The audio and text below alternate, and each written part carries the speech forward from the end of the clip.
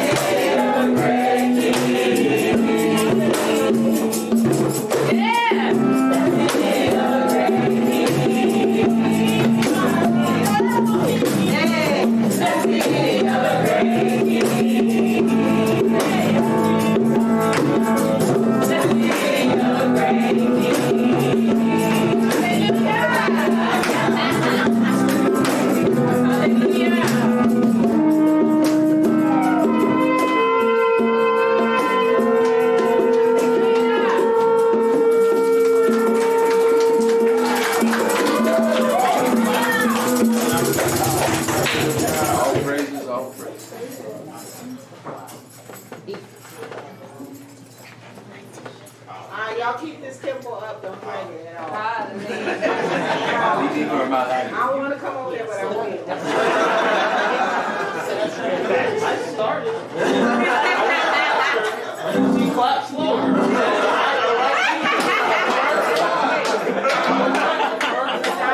Just keep clear where I was. She got behind me, you let her get behind you. You keep going. Drive this thing. Drive the bus, you're done.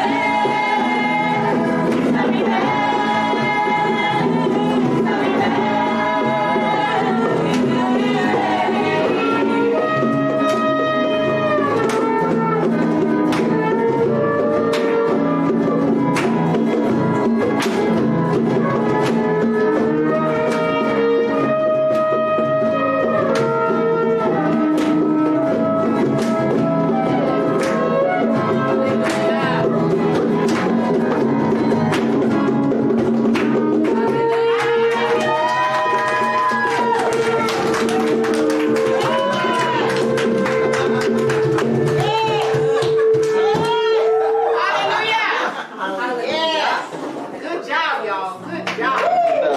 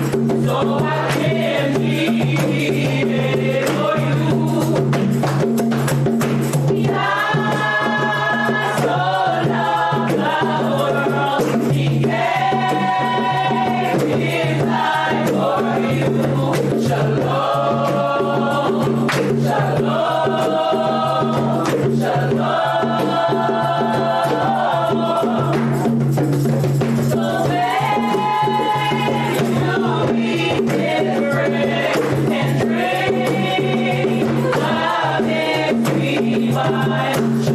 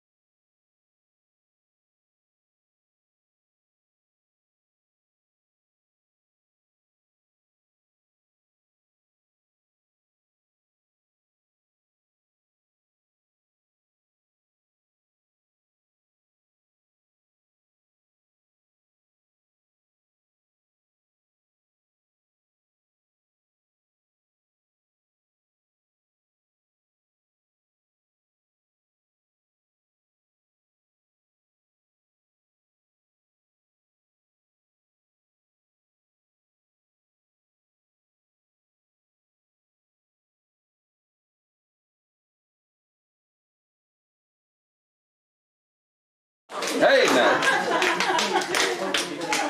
Hey! You done done it enough. No, you ain't. You still ain't got it down. Alright. That was good. I like that song. That song was beautiful. All praise to the Most High. I got a quick question before I jump into this. I ain't do it. I know it, right? So, it's mostly for the Tehilliym. I asked my man here, Matt, which it seems like it's like a common case. I asked him was he afraid of? All in English. Okay. I tell you, I can do it. So I asked him if he was afraid of Yah, right? And then Pay attention, you two. he kind of gave me a little, yeah.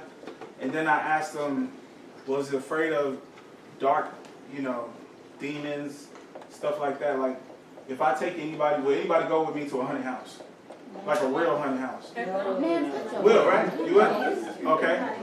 You would go? You would go? Y'all would go. But if now, the same question would go would you go with me to Shabbat to like, at your house? Would you want to go there or to my house? If I said we was going to have Shabbat at my house, but it was just going to be y'all and me. And that's it. Nobody else, no friends, just us. Would you still go? Would you want to go as much as you want to go to a haunted house? Be for real. I'd rather see you than a ghost. You're being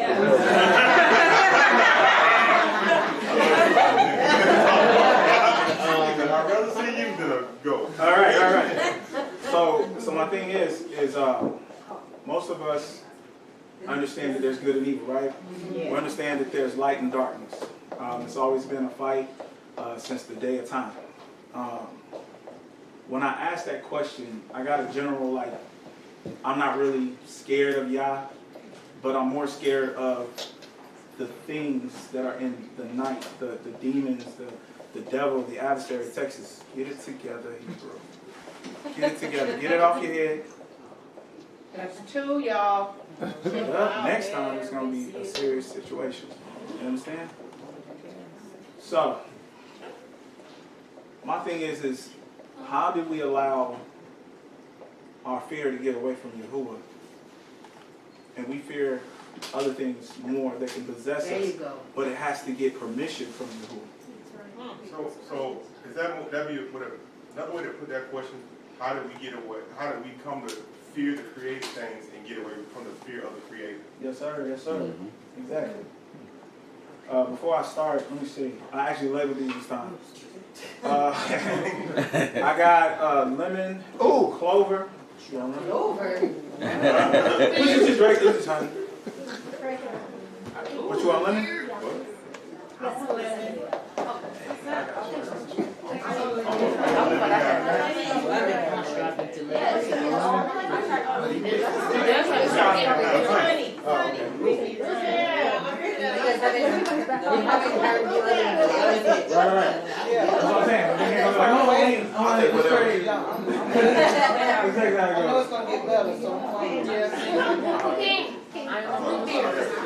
You get what you want. You pay attention, I'll give you something. I got apple. Hallelujah. You said apple? Take your time. Wait a minute. So, you got a couple of minutes. I got root beer. You got root beer? Root beer. Pass that to me.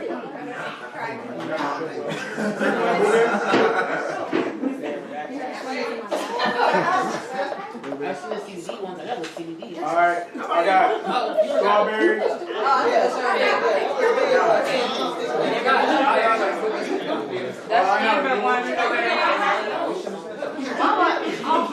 Why are you so quiet?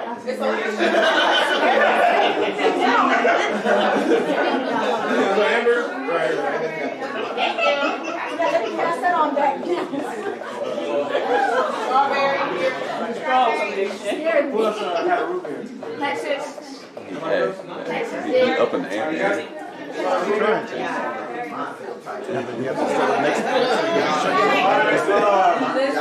Somebody else wanted a strawberry, right? Yep. Anybody? Oh, y'all want strawberry? Red. Oh, no. I want a tamarind.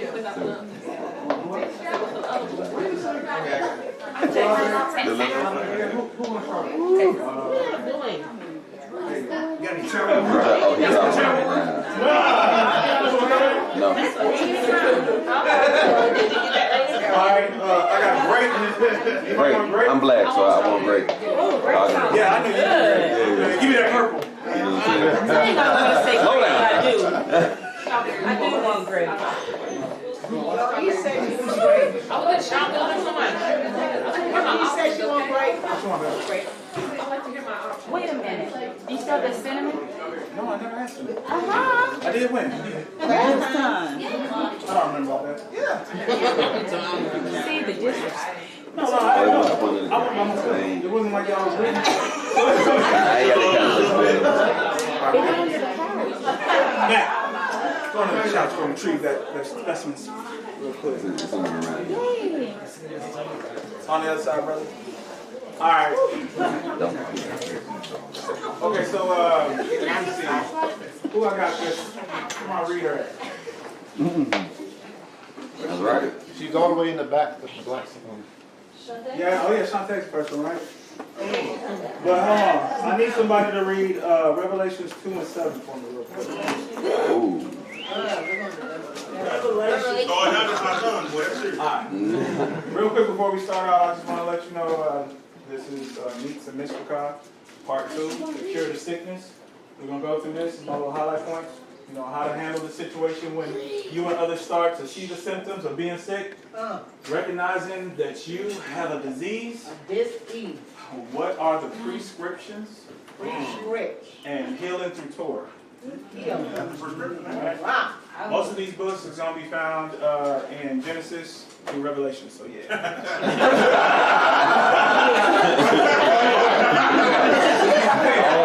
You know, we're not there. You know what I'm saying? We're going to be up in there. You know? We said she'll read it. You got it? Yes, sir. All right, let's go. All right. He that has an ear, let him hear what the Ruach says unto the called out assemblies. To him that overcomes will I give to eat of the tree of life, which is in the midst of the paradise of Yahuwah. All right. You get to eat of the tree of life, that food. All right. Food in Hebrew is what? A call? A call. And when we break it down Hebraically, what do we have? You have the olive, Uh-huh. you have the cough, Uh-huh. and the lamet. The lamed. Yeah. The left, you said the olive, the cough as in the raise up or what's behind? The To raise raise up. up. Okay. And the lamed. And what do we come up with? Strength of what's raised up is what earth is for. Or earth is what the strong leader. Yeah. Oh, because it could be lower too. So if it, the strong, like the strength of what raises To teach. or lowers. Right? Mm-hmm. I got, keep going. What else? Anybody got something different?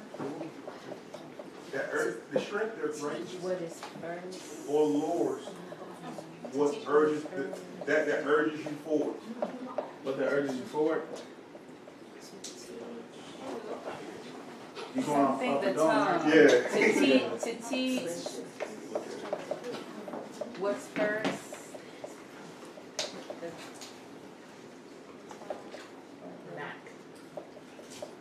So is All right, it, so I got what is first to teach, or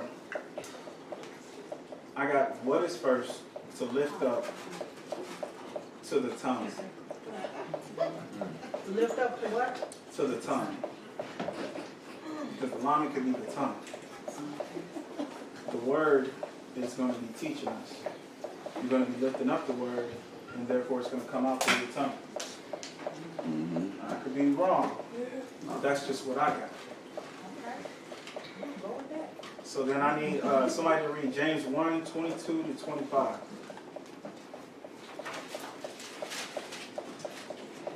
I got Shantae. Yeah, I need that now. Don't fool yourself into thinking that you are a listener when you are anything but. Can anybody hear? No. I need you to speak up. Wait a minute. You said James? James 1:22-25. If you there, don't get a hallelujah. Hallelujah. Read. But you're not saying it. Give me some mercy. You got this, Sean.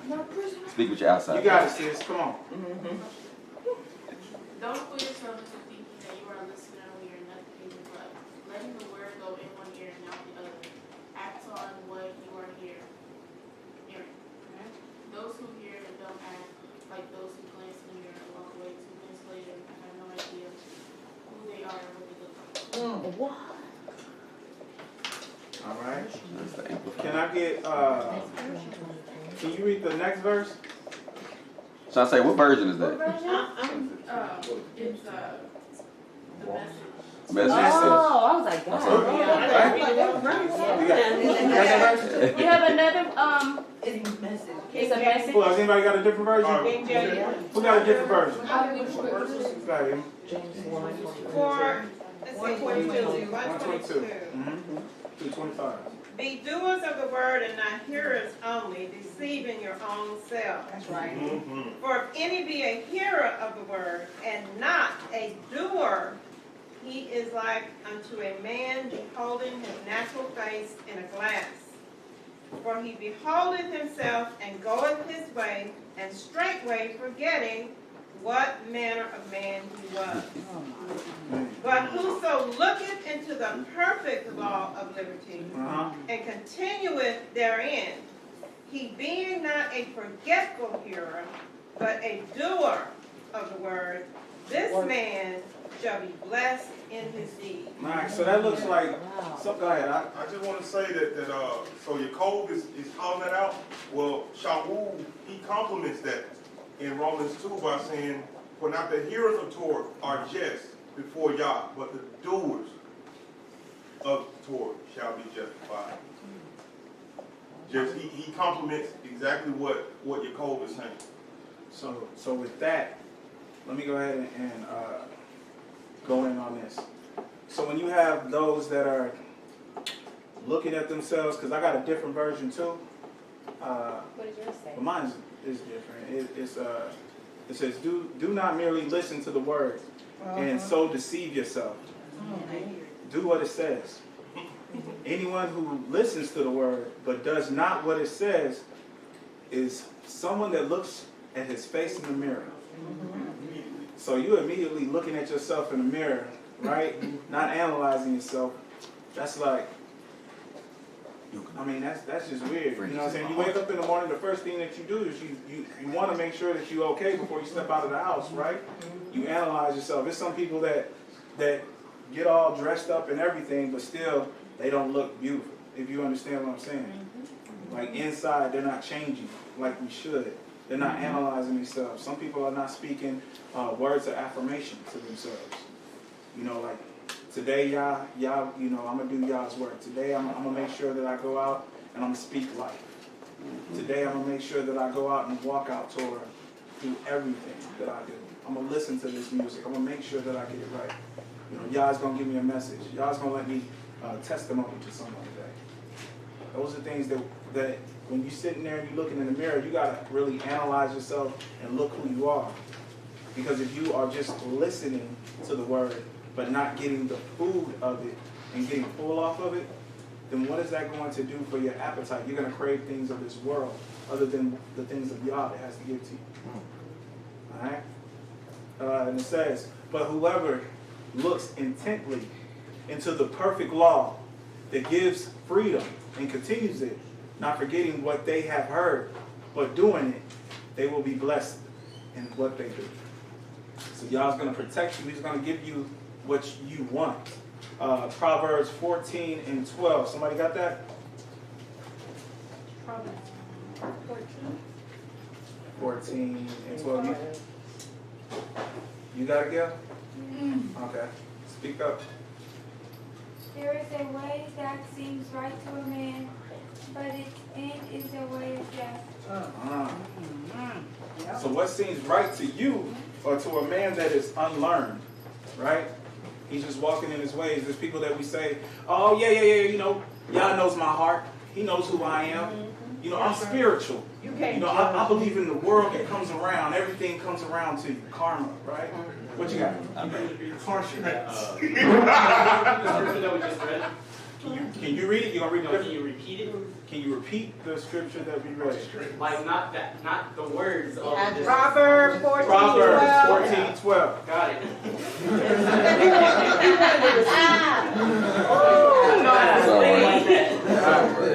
We all get it together, go.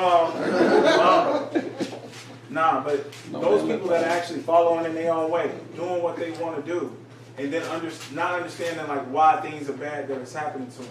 That's the doctrine of some churches, the ecumenical church. Oh yeah. Just do what you will. Oh, do as thy will. Do as thou will. Who's that sound like? That's the doctrine of Satan. Yeah, that's Luciferian, right? Aleister Crowley. Yeah, he's do as thy will. Shout out to you, man. Right? And then it was like something that said, I think he was on his deathbed. I don't know, because I wasn't there. As an atheist. Right? And what he said, I got it all wrong. Anton He actually LaVey. died. Anton Anton LaVey? Wow. Yeah. Yeah. The Church of Satan. That's right. He said, I got it all wrong. And then his secretary that heard that later on became a Christian. She That's said, right. I'm leaving it all alone. I'm going the other direction. Come on, man. See, you can't fall victim to other people's doctrines, to listening. You get itchy ears, so whatever makes you feel good, because you don't want to be judged by the law of the Most High, right? I think that's how they mostly go. Let me get Matthew 7:26. Matthew 7. Matthew 7:26. Through 27. Read through 27. Who's got it? Yahoo, you got it? All right, go ahead. Okay, bet. Let me just get it real quick.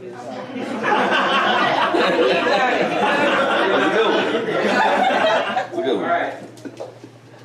And everyone that heareth these sayings of mine, and doeth them not, shall be likened unto a foolish man, which built his house upon the sand. So what happens when you build your house on the sand? It It sinks. No foundation. No foundation. Ain't nothing at all, right? There's no foolish. No. Yeah. Read the next verse. And the rain descended, and the floods came, and the winds blew and beat upon that house, and it fell, and great was the fall of it. So your body is the house, right? So when you have people that are coming over and they're like a flood, filling you with all this doctrine, sending you all this way, like Aki Ori said that he went to go see my cousin, who's a Moor, and he loves to tell you about who you are, you're aborigine of this land. Why do you follow that book? That book was given to you by some other man. Yeah, that's what he says. That's what he says. You try to tell him. So he's like, brother, you don't know. Then he wants you to, he doesn't follow by the spirit of the word. Where does he go? He goes by the letter. The letter of the word. I need everything, documentations. So you have people that are flooding you, and you got some people that really ain't into this script, so then they start getting choked up off of the food that he's giving, and like, yeah, you know, that may be true. I may be this. But then you understand, like, okay, well, a Moor, well, where does a Moor go off of? They go off of being Moabites. So then where do you get that Moabite doctrine from? Moab, right? And they love to use scripts all day. But they'll use your scripts, the little that you know, and try to choke you up off of the word. And if you're not studied in, then you're just going to link in into whatever they give you. I was giving him Deuteronomy 28. He wouldn't read it. It was like I was putting battery acid in his eye. For the viewers, that was battery acid. Okay. Yes. All right. Let me see. Let me get one of my yellow beans real quick. Let me ask you, if you see somebody that's sick, or if you're sick, how do you handle the situation? How do you handle the situation if you see somebody that is sick or they have symptoms of being sick? What is the first thing that you want to do? Run away. If someone, yeah, I would definitely run away. Yeah, but how would you know if they're sick though? Go ahead. It all depends. I can't hear you. It all depends. On, give me what the parts. Like, it could just be allergies, you know, or that person can actually be sick.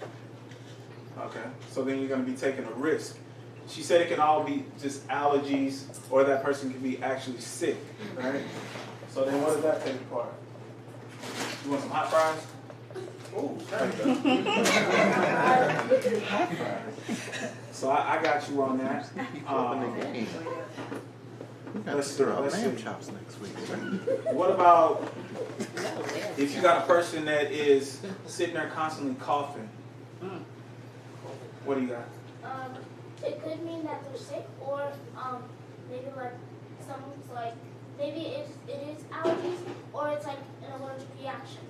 So pretty much it could be sickness, or it could be allergies, or it could be just an allergic reaction. It could be either. So you're taking like a huge risk. And if it's a sickness, then you have to search up the symptoms, or what they think it is. You have to search up the symptoms and see if they have those symptoms, so that way you can figure out, oh, they have blah blah blah blah, or they don't have blah blah blah. So, Right. yeah. So you would search it up online and look at what their symptoms is, and then see how you could be able to help them, see if they need to go get a doctor, or if you could be able to help them yourself naturally. Or pray for them. Or pray for them. Yeah. Hey, I got you. Nadara's gonna speak. Oh, okay. She's gonna say something. Is that hot fries? What you got in that bag? Wouldn't you just go to them and ask them if they're okay?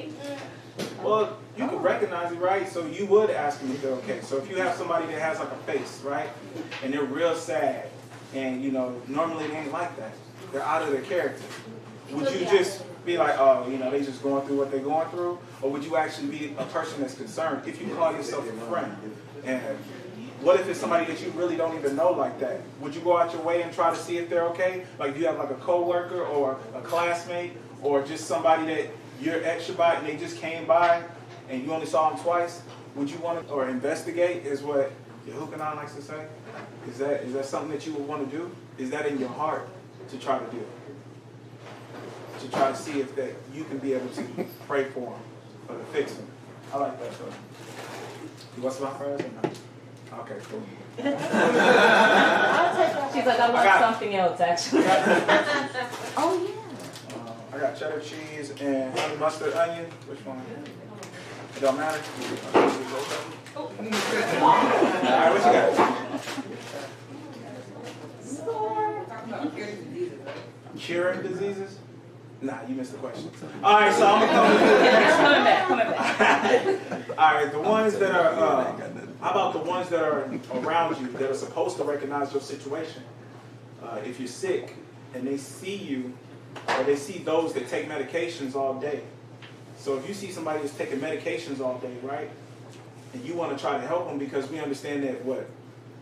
Medication is what? Pharmakia, right? Witchcraft, sorcery, right.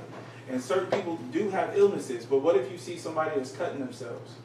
Or they're sitting around and they're always angry for some reason, lashing out at people? Depressed. Yeah, depressed. Would it be because of the medication? What would you do? Probably like try to talk to them, or like look up something instead of the medication that they could like eat, instead of taking that medication that will help them. Right, other ways around it, right? Going the natural herbal way. I feel you. I like that. So, come over here, young. Yeah, we ain't gonna talk. Nah, I ain't gonna talk to you. Hallelujah. You gotta give him something vegan. That's right. Give him a It's on the carrot. side. Oh, it is on the side. Some pickles. That's why I got you, you know what I'm saying? Twisted pickles. Yeah. Oh, no. That's sorry, yours. that's mine. I'm like, that's Put your hands there. All right. What about somebody that's capable regarding that you're sick? So I would say somebody's close to you, like a spouse or a best friend, and you sick, but they always complaining. Like I had a friend that whenever I would get sick, they're like, "You always getting sick. You always complain too much. Why you whining?" But it hurt. You know what I'm saying? Like I had a sister that when I had a earache, my earache, she's like, your ear don't hurt. And I'm like, no, it does. It does, it hurt. No, it don't. And I go to the doctor. The doctor comes back. I got all this earache medication. And she's like, oh, maybe your ear did hurt. You know what I'm saying? So not even wanting to be close to me or not even wanting to help. Compassion. No compassion at all. It was like they can hurt, but you can't hurt. So they're not even trying to help you at all. All right. So then there's signs of food poisoning. Does anybody know about any of the signs of food poisoning? Diarrhea. Diarrhea. Bubble guts. You get bubble guts? Yeah. Non-stop. Headache, sweating. What? Emesis. You would say a word there. Yeah. Google. Throwing up. Headache. Vomiting. All right. Headaches. Yes. Bubble guts. Yeah, BG. Yeah.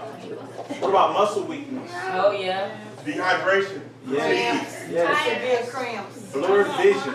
Headache. Nausea. Fever. Yeah. More sleep. No. Yeah. Confusion. Somebody give me Deuteronomy 18:9 through 14.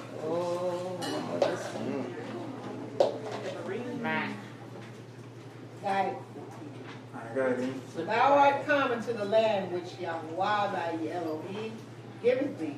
Thou shalt not learn to do after the abominations of those nations. So he's already telling us, don't follow eat that the stuff. world. Don't do it. Go ahead. There shall not be found among you anyone that maketh his son or his daughter to pass through the fire, or that useth the divination, or any observer of times, or an enchanter, or a witch, or a charmer, or a consulter with familiar spirits. Nah, what's a consultant with familiar spirits? That's a medium, a misteo. Somebody kicking it. Call me out. With the dead, Ancestor right? worship. Ancestor worship. Oh, yeah. As a wizard or a necromancer. What's a necromancer? Someone who be dead. Yeah. Oh. Or animates the dead, or speaks to the dead. That's right. Love the dead. Oh, yeah. For all that do these things are an abomination unto Yahweh, and because of these abominations, the Elohim thy Yah doth drive them out from before thee.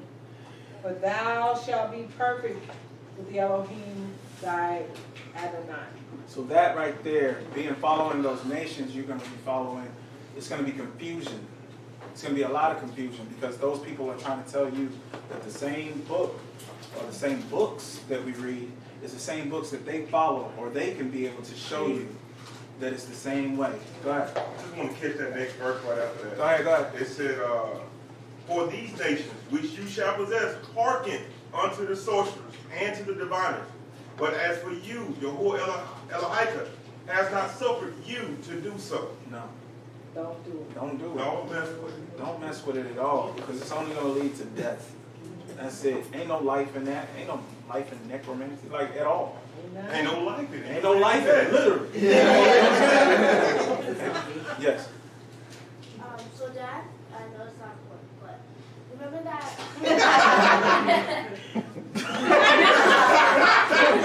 Come on. Go ahead. That they know the passing questions, right? So those final 5 bosses, they were actually doing witchcraft. They were doing witchcraft. Because the wizard, he was a sorceress. The necromancer, which was the Dark Knight. The painter, who was bringing paintings to life, which was also witchcraft. Yeah. And then the Cyclops, which he was brought back to life, and you're only supposed to die one time. There you go. All right. Yeah. It was important. It was So you important. recognize it. Yeah, you recognize it, what they put in the world, right? So you recognize the video game and how that's going against scripture, right? That's a message right there within the message. Throw that out tonight. All right.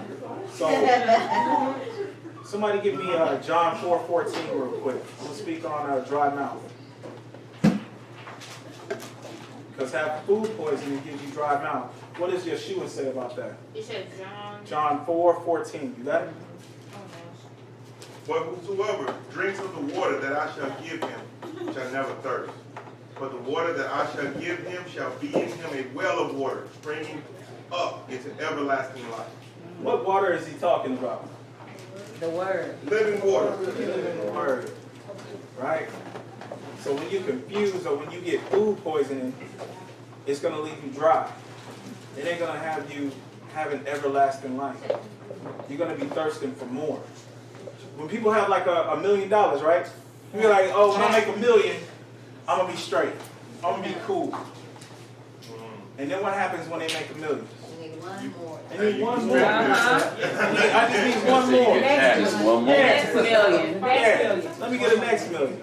Oh, I'm going to stop if a person's stealing. I know people, oh yeah, you know, I'm going to stop stealing. You know, let me just go ahead and after this, I'm going to quit. One more deal. One more deal. One more big bank robbery. That's it. You see those in the movies, right? I don't understand that. But then I understand that the scriptures talk about it all the time, because what you're doing is you're getting fed, and you're getting fed poison. Lust of the eyes. Yes, Pride of life. yes, ma'am. Yeah. Yes, ma'am. Now you was talking about first thing you hollered out was diarrhea, right? Yep. Somebody talked about vomiting. When you eat something bad, but it may taste good, but your body don't agree with it, what happens? Well, It rejects it. Right? Yeah. Rejects it. Oh yeah, you get that. Oh yeah, let me go ahead and let me grab that too. Let me go ahead and put double cheese on it, get some fries. Let me go ahead and hook that up. And then you eating, bro. This is wait a minute. You know what I'm saying? Make room, move out the way. If you got to decipher, if you don't know what you got to do, it's number one, number two. You know what I'm saying? I don't know if I gotta let air out. You know, you're gonna be gone. You don't know what's about to happen. Don't trust that. Don't trust that air. You know what I'm saying? Trust that air. It's facts. That's wrong. Go ahead. It's you. Your opportunity. That is Mountain Dew to me. I cannot drink it. Can't drink Mountain Dew? No! Oh, yeah. It's serious. Yeah, but It's bad for your body. She's had bad experience. I'm that way with Papa John's pizza. It's the same way. never tried it. What? So pretty much, since you're saying that's bad for your body, since smoking is bad for your body, if we can put it spiritually, the smoke is like the deceits of like the world, the doctrines, and all the idols and stuff, and it's bad for your body, your spiritual body. And when you're trying to bring it in, your body rejects it, or your ruach rejects it. There you go. So what he was saying is that cigarettes, or what was we talking about, right? Doctrines. Or doctrines. And he referred it to smoking. And he said when you're smoking, he said the smoke is doctrines that you're getting. And when you inhale that smoke, your body rejects it, and it starts to cough, and you know it's messing up your ruach, is what he says. That's what he's saying. So I just want to make sure. So you're saying different entendres, right? So you're saying as soon as the body gets something that is not supposed to receive, immediately the body says, "Oh no." Right there. It's got to be rejected. It's got to be rejected. It's got to go. Stage left. Can I parlay off Yeah. And smoking is addictive, right? Yeah. Yes, it is. So now you got the mind that can sit up there and say, well, we can rationalize keeping it around. Need the nicotine. Need it. Well, your body is telling you, the body is saying, no. You got to go. Right. That's interesting. Yeah. That's very interesting. It makes every excuse for it. Has anybody ever ate too much meat? Yes. Anybody familiar with the term meat sweats? Yes. When you go vegetarian and then you eat meat again. So here's the thing about it. Yes. So here's something that is, so understand when I say meat, I'm talking about y'all food. Yes. That's why I just want to be clear. When I say meat, completely. I mean y'all food. That's all we talking about. So even in this aspect of something that y'all approve, everything that's permissible ain't beneficial. So you can overdo it, and you can even come into a place where that thing that was approved made you sick. Yes. But what happens is, when we start taking something, taking it the wrong way, and at first our body does exactly what it's supposed to do. It rejects it. Because it goes, hey, this is poison, this ain't good, so we're gonna get rid of it. Yeah. But then what do? We go, hold up, it ain't poison, let me give it to you again. You need to get used to it. Yeah. Boom. But we do the same thing with sin. Boom. All day. So, because see, when you're new to it, the first time you do it, it don't feel right. You know it don't feel right. You're like, oh, I don't know if I should, but it was fun. I got away with it. Let me go again. And eventually, if you don't change, it becomes a part of your norm. But your heart gets hard to the things that you're actually supposed to rock out. Build up a tolerance. You build up a tolerance for disobeying. And soon enough, it will kill you. It becomes natural. You got people that disobey so much, it becomes natural to them. You ever had a person that lies so much, they don't even know why they're lying? I used to be a liar where it was times where I lied about stuff that I didn't even know I was lying. Right. I didn't even know I was lying. And I questioned myself, like, what did I lie about? It was just simple things that didn't make sense. Some people would watch movies and be like, you seen that movie? Yeah, I seen that movie. I'm like, why lie about that? I ain't seen that movie. Like, you just could have told me the story, but I just want to act like I'm going along with it for no reason. Tell them about the name. Oh, yeah. Okay. So there was this girl that I was talking to, and I worked at Whataburger. I didn't want nobody to know that I worked at Whataburger, right? You know, when you at high school, you work at a fast food place, then that's it. You know, everybody gonna come there. You gonna hook me up? And you know how I was like, hey, you know, my boss is here. Get it out the back door. Get it out the back door. Like, you can't do stuff on the side at all. Right. So he was like, you give him bread, or he was like, if you give him bread, you're gonna get fired. I said, I ain't doing none of that. Out the back door real quick, like, go. Yeah. You know what I'm saying? So, with that, I made sure that my name wasn't my name. I went by a name called Levon. I went by Levon, of all things, and I had a name tag and everything. That was it. They called me, like, hey, Levon, what's going on? Well, why did your name tag? Don't worry about it. It's just, you know, I just put it on there. It's my middle name first, my last name. That's what it is. Don't worry about it. My first name's Levon. We're gonna go on with that. Anybody talk about this name and they come up here and ask for this name? It's not me, because everybody knows me by Levon. So I started to talk to this girl. I did not know that this girl was best friends with my wife. I've been knowing my wife since 7th grade, right? So in that fact of me knowing her, I met this girl while, of course, I wasn't in 7th grade, I was in 10th grade. And this girl was like, yeah, let me introduce you to my man, Levon. And then she comes up here and she looks and goes, David? And I was like, oh.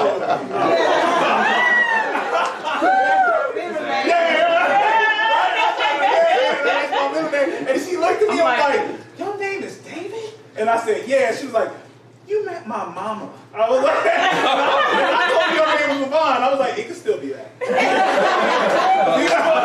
was trying to go with this lie so much. And she's like, yeah, I know him. I did know him. This David, yeah. Messed me all up. But I just lied so much because I just didn't want nobody to know anything. That was just me. You know, I'm a secret like that. So I had a disease, is what I'm telling you. Like, that disease is serious.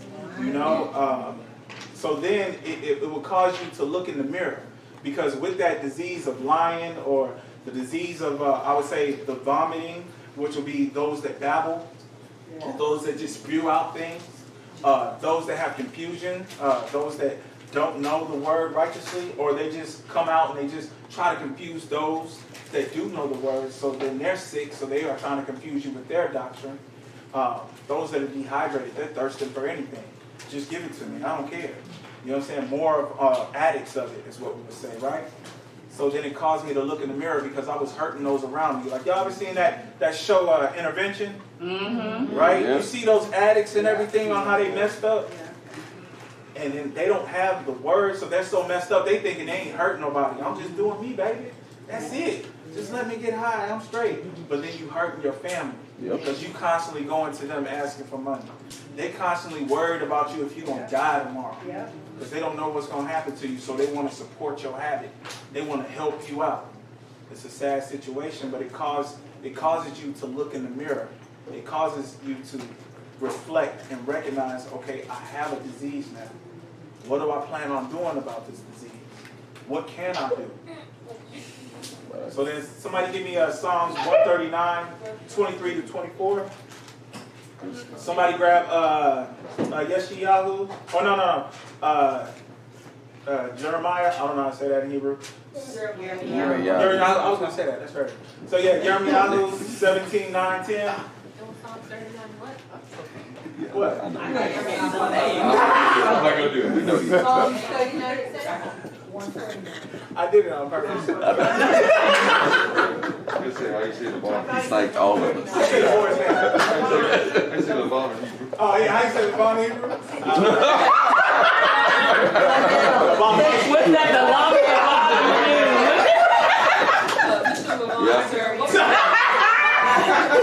What's the song? 139, 23 to 24. You just hit on something, Yara. Yirmiyahu 17, 9 to 10. It's like Yeshua. Yeshua is what in Chinese? Which one you got? It's Yeshua. It should be Yeshua in English. You got? It should be Yeshua in English. All right, I got Charlie. What do you got? You got Yirmiyahu? Okay.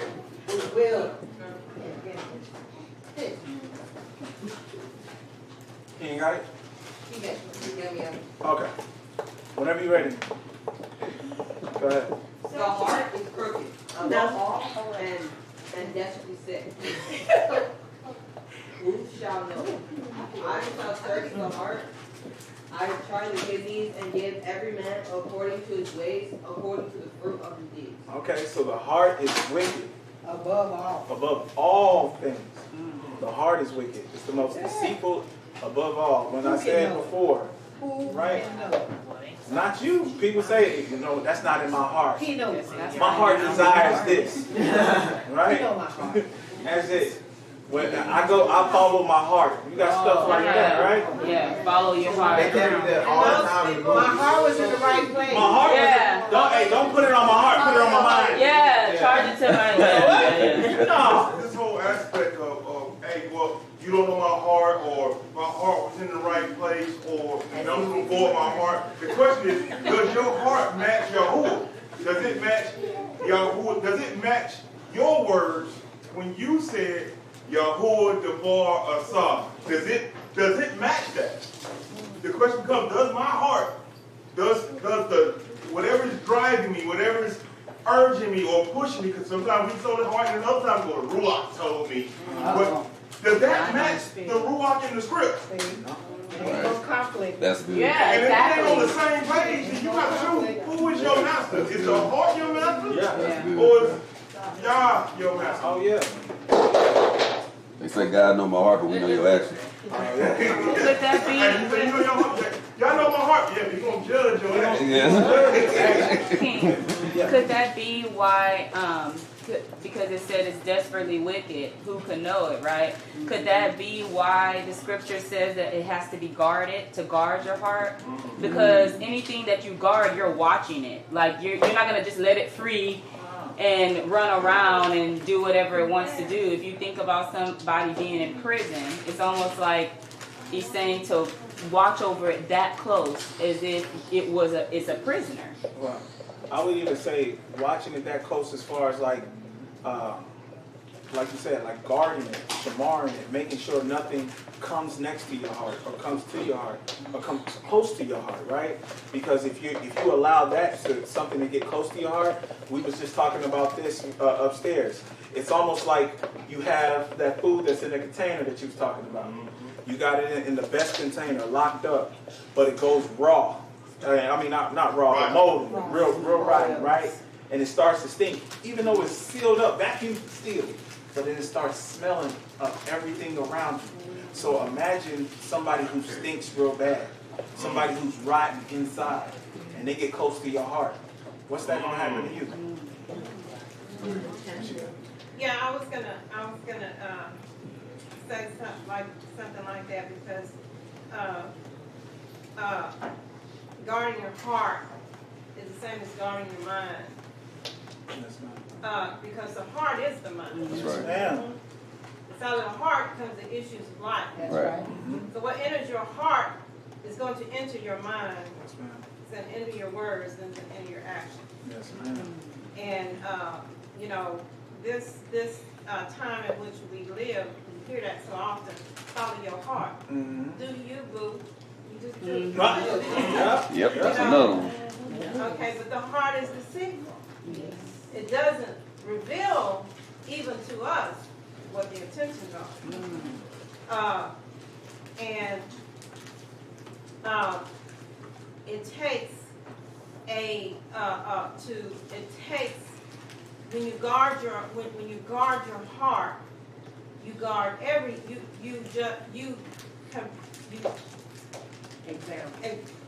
well, that's not the word, but you hold everything up. Everything. Right. Your very thoughts, your very words, the people around you, everything is held up to the word of the Most High. And if it doesn't fit, then you need to guard yourself from them, or guard your heart from them. That's right.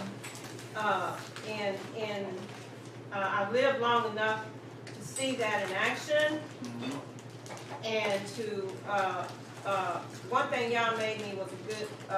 I learned vicariously every day.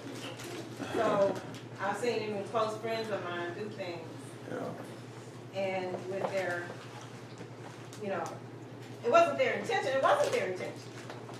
But they didn't understand their heart, the motivation behind what they were doing. They didn't understand. All they saw was something that, oh, that looks good. Oh yeah. I like that. I like that. But didn't see underneath what they liked because their heart really wanted what was underneath that thing that looked so good. Oh yeah. Only they didn't know that. And so when they got it, then all that is pulled away. The seed. Yeah. Seed. Oh, yeah. And then, you know, they're almost broken and destroyed because they followed their heart. Their heart deceived them. Oh yeah. Their heart didn't let them see, or they didn't. The heart hid it from them. You speaking on it. That's facts. What you're saying is, when you was talking about your heart is almost like its own brain, right? Yeah. So we understand that there's been studies about 3 brains, right? You have a brain here, of course, your brain that's here, that's your heart, and your brain that's your stomach. So I feel like it's 4 brains, but yeah, we ain't gonna talk that. So yeah, you know what I'm saying? But those brains actually control everything, right? You got with your heart actually pumps out 10,000 more electricity than your brain does. So a lot of your actions are coming from your heart. So when you make like certain moves, certain decisions, or you get angry quick, or you say where somebody steps on my foot, hey, you ready to fight somebody? You ready to get all angry? I'm walking and somebody bumps into me. Oh yeah, they stump on your pinky toe. You know what I'm saying? You ready to fight? You ready to jump up like, hey man? But it's not your mind that's doing it because your heart is actually that has the emotions. So it's gonna cause that to go to your brain, which is gonna cause you to move and make you react.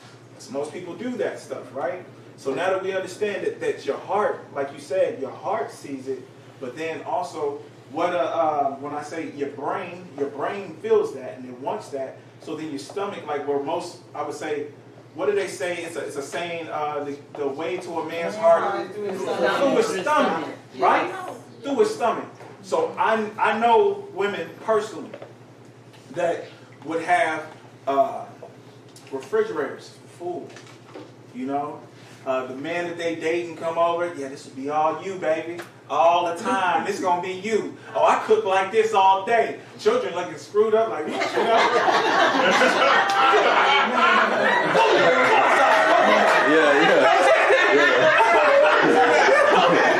check, huh? These are lies. You know what I'm saying? They tap dance your way out. Get out of here. You know what I'm saying? Like, and you know that they don't do that. And then what happens? A couple of months, that foolery is gone, you know, and then all of a sudden the refrigerator's empty. Children are like, oh, it's back to normal. Okay. You know what I'm saying? He looking around like, I thought you cooked. I thought that you do this. I ain't got time. I work too. I got stuff to do. You know, go ahead and heat up them ramen noodles, brother. You be all right. You know, I got you now. Yeah. That's it. You know what I'm saying? They stopped doing what they used to do. But what happened is that his brain, he wasn't thinking. You know what I'm saying? He was thinking with the wrong brain. He wasn't even looking at the fruits of what she was producing. He was just looking with his brain. He was looking, I guess he was fogged up. He was confused. He wasn't really in his scripts to see the fruits that she was producing. What you got? What you got? What you got? So I was thinking, just going a little bit past or making a full circle with the thoughts of the heart and what, if we choose to follow it, indulge in, the negative consequence of that overindulgence actually attacks the heart first. You know what I mean? Because you look at anything. I mean, you start getting cholesterol, whatever you're drinking, heart disease, whatever you're drinking, you smoking, you know, it's going after everything, all the vitals. That's fact. Yeah. You know, one of the things that you had spoken on earlier, and in talking about, you know, how someone who is rotten, and we allow them to get close to us and how that affects us. It reminded me of something that was used to be said a lot of times as a child. They would say this to try to keep the children away from gangs, and they say association brings on assimilation. Yeah. So what that means is, what association brings on assimilation means is if there's a group and you associate, which means you're not really a part of the group, but you hang with the group. I'm hanging. They said eventually you're going to do what that group does. Exactly. Now, let's go back and say, let's take away from a group. Now, let's say it's just someone of the opposite sex whose heart is not toward Yah. Now, again, you go, hey, I ain't with them, but I'm just kicking it with them. Association brings on assimilation. There's one or two things that happen. Either A, that you're going to pull that person towards Yah, or they're going to pull you away from Yah. Now, I want to go ahead and say that it does happen. It is probable, it is possible that you're going to pull that person toward Yah. It does happen. But the likelihood of that is actually pretty slim. Typically, it goes in the opposite direction. That's right. Now, we actually have an example here of someone pulling someone to Yah. But again, the examples of that are few and far between, and most times they end up in disaster. Association brings on assimilation. Oh, yeah. All right, who got, go ahead. And I want to land back off him. There are people with best intentions of having that happen, but once again, you have to be very, very careful and know when to cut it off. You have to know when the long suffering is enough.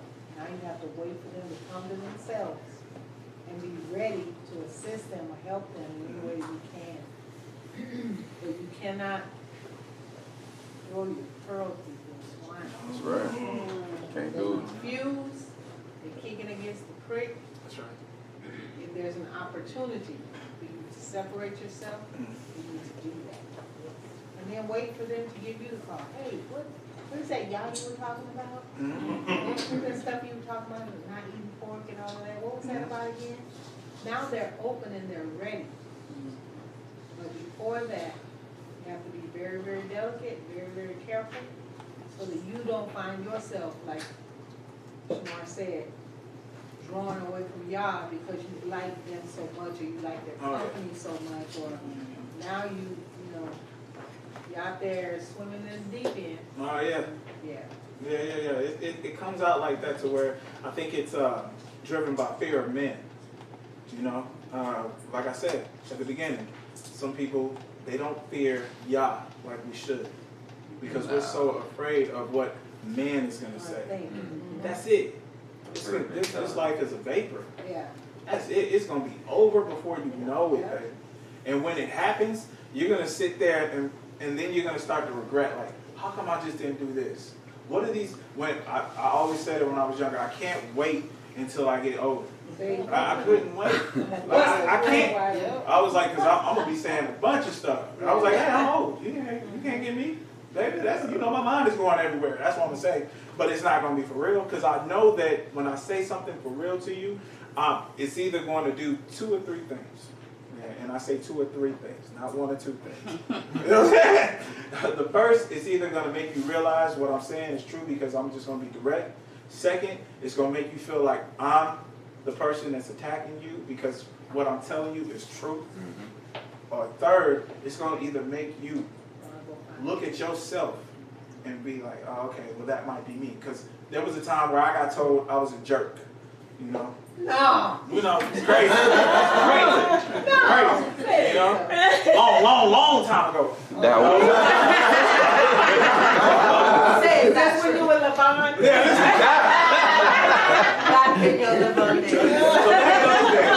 I was a jerk, right? No, back in those days, I was a nice guy. So yeah, but I was a jerk. And it got told so many times that I was a jerk. And the person helped me realize, you know what I'm saying? I ain't gonna point no elbows and say no name. You know? But they were like, you know, if people keep saying that you're a jerk, maybe you should look in the mirror. I was like, hey, I don't like what you said. But that might be true. You know what I'm saying?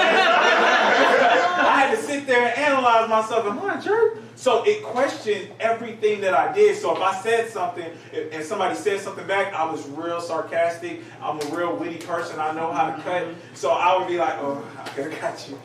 I love you. Yeah, all right, take care. And I had to learn how to love because I grew up around people who had thick skin. So certain things that I would say would hurt people, and I was like, that's not my intentions to hurt you.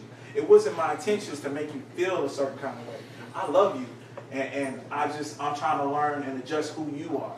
So it caused me to get out of my own selfishness and to know that I always got told that I play too much. So I had to learn how to adjust with the plan, right, sis? So adjust with the plan to actually adjust into that person and being on a level so we can, you know, ride the same wave. Because I don't want nobody to feel uncomfortable around me. I'm just trying to show love, and I have a weird way of showing it sometimes. All right, who got Yirmiyahu 17:9-10? That's what we already had. You did that? Yeah. Right. Oh, well, sure. We didn't got that. Psalm 139. Oh, okay. Who had Psalms? Oh, I didn't even know. I was trying to get it in order. My bad. Go ahead. Search me, O God, and know my heart. Try me and know my anxiety. And see if there is any wicked way in me, and lead me in the way everlasting. So when he's looking at himself, when we see Dawid, what is he doing? He's analyzing himself, right? He's looking at the ways and making sure that, like Shamar said, it lines up with Torah. Search me. Look all inside of my heart. Look inside of me, and whatever wicked ways or unrighteous ways that I have in my body, please take it out, Yah. So he is trying to, what's that song that we sing? Create in me. That's right. That's right. That's right. You know what I'm saying? He wants a clean heart. And that's what we all should be doing. To creating ourselves in a clean heart. That's what we need. All right, so who's got, let me get 1 John chapter 2, verse 9 through 10. You got it? No? What you got? That's Peter. He got that. Okay, Peter. I did. That's way down. You said 1 John? He said 1 John 2, 9 I got it. 10. He that says he is in the light and hates his brothers is in darkness, even until now.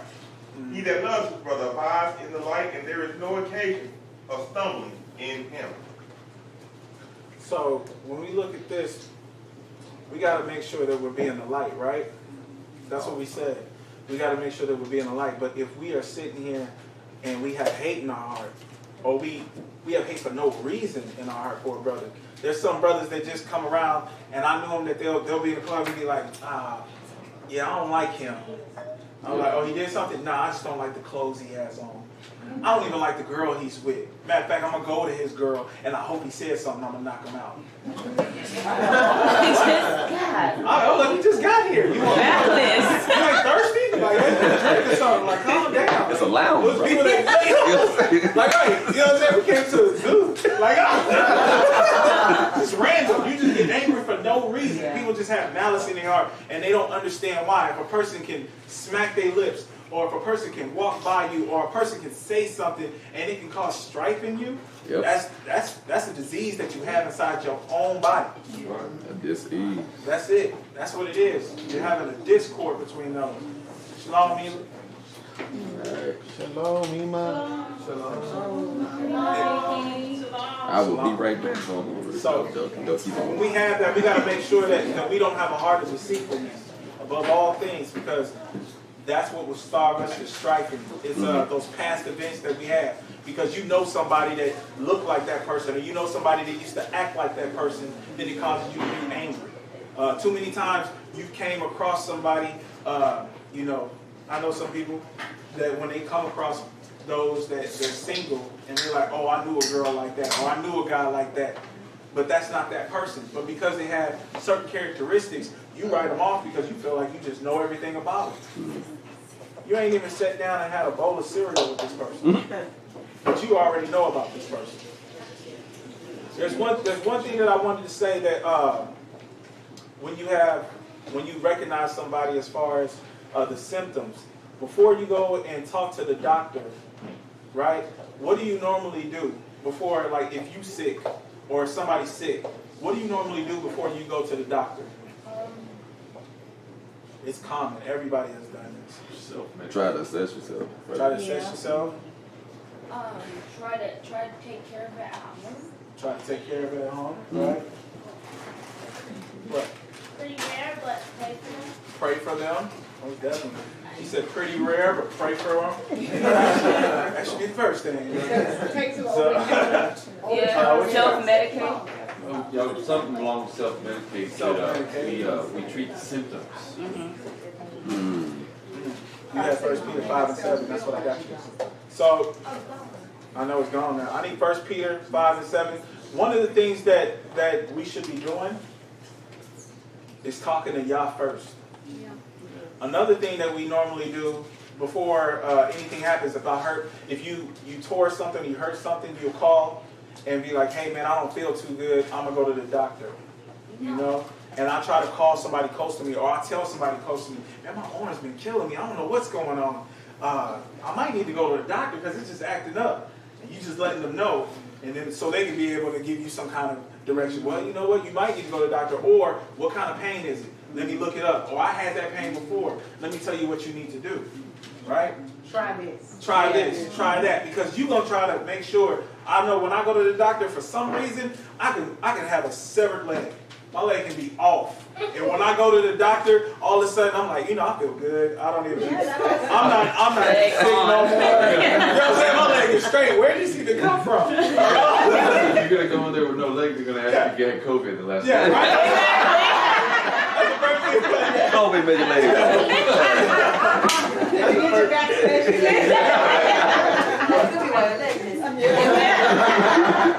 You got it? 1 Peter 5 and 7. You gonna speak? Go ahead, say what you got. So it's kind of important. So pretty much, if we can relate the symptoms or the sickness to scriptural stuff, it would be that the symptom would probably be a headache, which would mean that you would have like a bunch of doctrines or anything in your mind fighting against the Torah. So like it would like go back and forth, and you would pretty much have a headache. And if you go up to someone and they're like, man, I don't know what to choose. Should I choose Torah or should I choose the Word? And they're like, oh, I've been in this before, or they're like, I don't care. And if they're like, oh yeah, I've been through this before, first of all, you gotta correct your mind and think blank and only think about Torah. And try to get this doctrine out of your head. And try to separate yourself pretty much from this doctrine. Try to get away from this doctrine and go to the Torah until you're ready to be released to the doctrine, and you won't get hypnotized by it. Man. Woo. There you go. There you go. That's we good. I'm talking about good one, Tashy. Come grab you a snack. So You want to make You got it? first here? Yeah. Yeah, he's got it. Make sure you get loud. Get it, Maccabee. Yes. Casting all your worry upon him, for he's concerned about you. Yes. So we make sure that we cast all our worries on him. Don't be worried. Don't worry yourself. Whenever you sit there and you get sad or you allow your brain to start worrying about the world, do you know that you make yourself actually sick? You understand that? Physically, you make yourself sick. I don't know. Did I ever tell y'all the story about my grandma? Did I ever tell you the story about my grandma? She was 107 when I went to go see her. Tuskegee, Alabama. She lived to be 108. So I went to go see her right on the day of her birthday. I took my grandma up there to go see my great-grandma. And she was, you would think that 107, that to me, I was thinking that she'd probably be like a vegetable, almost, right? But no, baby. This woman was walking, talking, making jokes. She was like, look at my grandchildren over there. All of them. There was a bunch of them. I'm talking like 56 grandchildren and great-grandchildren. And she was just like, yeah, look at them. Ugly as can be. All of them. And stupid. My grandma cracked me up. But see, she was always happy. And then so I sat down. I got a chance to sit down and talk to her. And I said, hey, Grandma, let me ask you a question. You know, what is it, baby? Like, what you eat? She was like, I eat whatever I want to eat. And it wasn't the words, you know what I'm saying? But this is how she said it. I'm just giving you the G version. Right. And then I said, well, what you drink? You know, what's the juice, baby? I need that. She was like, I drink whatever I want to drink. And I said, well, how are you able to live so long? You know, what's going on? Like, your hair ain't fell out. Like, hair was down to the back of her neck. And I'm like, well, what's going on? Tell me about this. And she said, I'm going to tell you one thing. And I'm going to tell you exactly what it is and what I was told. She said, never allow anybody to steal your joy. Come. She said, because once you allow somebody that power, you start to die immediately. So that makes so much sense.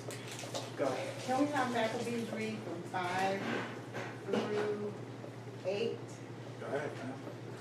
Close it on up. Chapter 1 Peter 5 through 8.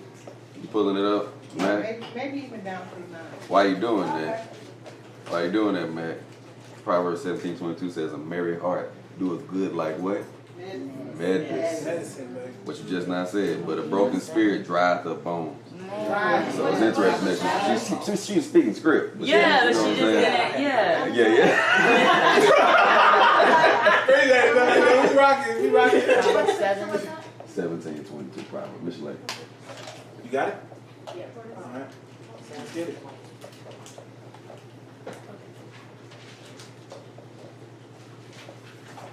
Be sober, which because you.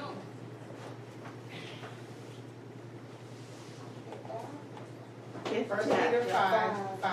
Yeah, I got that verse.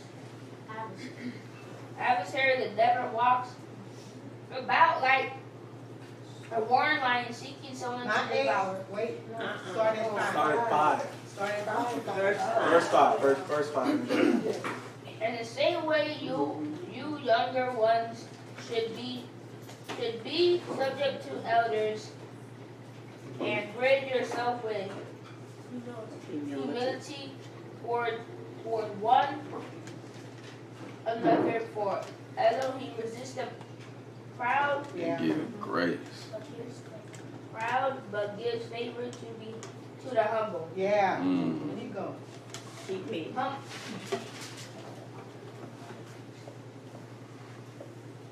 Humble yourselves then under the mighty hands of Elohim, so that he exalts you in due time. Let me read 7 from King James. Casting your care upon him, not your worries, your care upon him. For he cares for you. He cares for you. Go ahead, Mac, on 8. Be sober, which because your adversary, the devil, walks about like a roaring lion seeking someone to devour. Resist him firm, and believe him, knowing that the same hardship are experienced by your brotherhood in the world. Okay, that's it. Mm. Good stuff. There we go, there we go. Good So stuff. he said he resist the proud, right? Yeah. Yeah. Well, what is he gonna do with the proud? That's an abomination, right? You say he gonna, Oh, he gonna yeah. drop it off? Yeah, that's Zephaniah 3. Yeah, That's what he's gonna do? Let me see. So let me get Romans 5 and 19.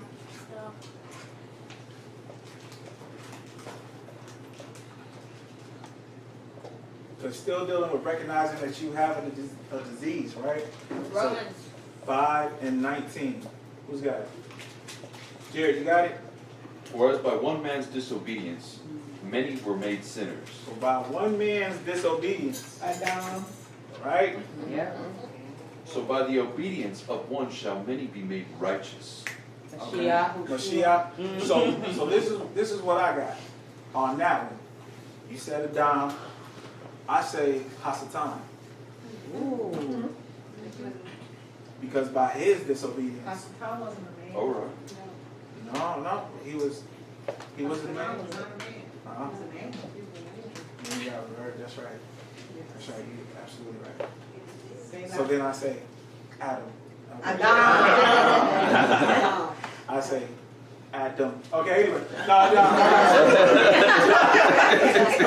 have a question. Yeah, on go that ahead. one. Remember what we said? So that maybe somebody, because, you know, it says that when the people walk by, you know, after judgment and the Most High has thrown Satan and the false prophet into the pit, it does say that people will walk by and say, is this the man that causes the whole world to... Yeah, that's what I was going off that too, but I get it. He wasn't a man, he was an angel. He's an angel. But he did say that, you know what I'm saying? What's the address of that? Wonder if at that time he's going to be demoted all the way down. Down to man, huh? I can't look at my phone because I don't have internet. Oh, let me You find got it it. right? You're fine, you're fine. Oh, what? We'll get to it. Which one? The scripture that says that is this the man that deceived the whole world? They're gonna look down and see Revelation. Hasatan and say, So then, somebody give me Netanyahu 7:3-5. Because we know that in this, we know that one person can mess up everybody pretty much. They can ruin the whole, what? There's a little bit of leaven can ruin the whole loaf, right? So it's going to ruin it all. You know what I'm saying? So that's that fruit or that seed that can mess up everybody, to mess up the whole field. What you got? Oh, Matthew what? 7. 3 to 5? Matthew 7:3-5. I can get that. Go ahead. And why do you look at the speck in your brother's eye and do not consider the plank in your own eye? Or how can you say to your brother, let me remove the speck from your eye, and look, a plank is in your own eye? Hypocrite. First, remove the plank from your own eye, and then you will see clearly to remove the speck from your brother's eye. So this goes back to looking at yourself in the mirror and not really examining yourself, but you're so quick to judge other people off of actions that you either have done or would do. So then you sit there and we go back and we are hypocrites, or you could be a hypocrite to the word, right? Because we don't know what could happen if we got put in a certain situation. I could say all day, if Shamar came to me, I'd knock him out, right? I wouldn't do that, Shamar. Just want to let you know. I can't, so. Let you know that. I know I kill him when I see one. So no. Oh, I got other. So I know that. So yeah. I wouldn't know if I was put in that position, is what I'm saying. Go ahead, what you got? It's Isaiah 14, 16 through 18. Revelations 12 and 9, where they're talking about the man. Read both of them. Read, start with Yeshayahu. Yeah. It's Isaiah, it says, Let me get there. Isaiah 14, 16 through 18. Isaiah 14, 16 what? Through 18. All right, through 18.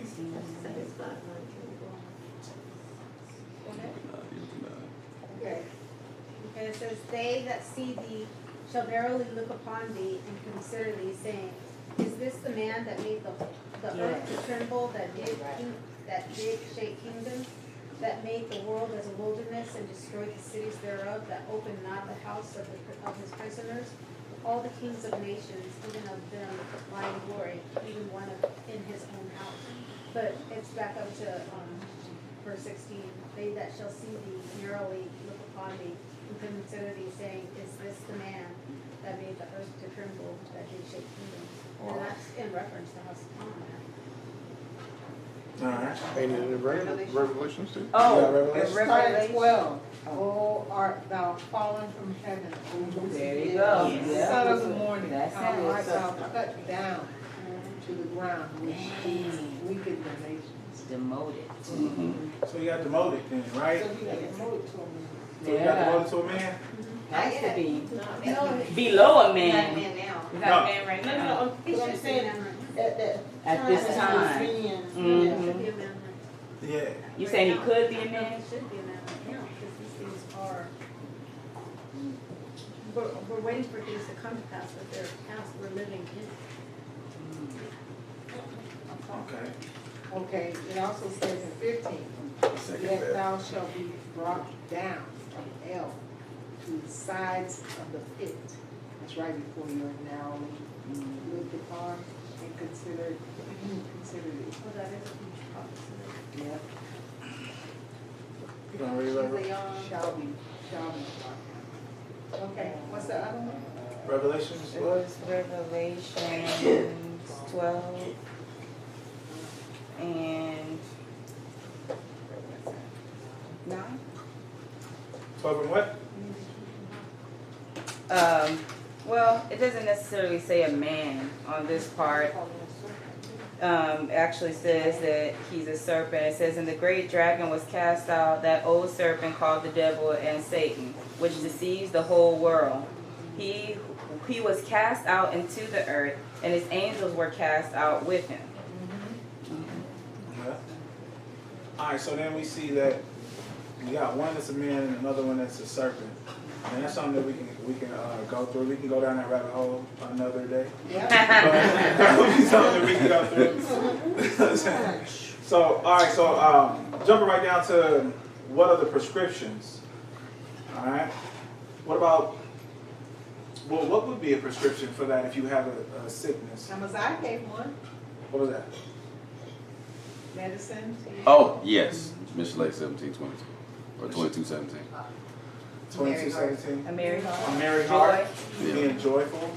What you got, Texas? Again, I'm going to do spiritual. A way, Go.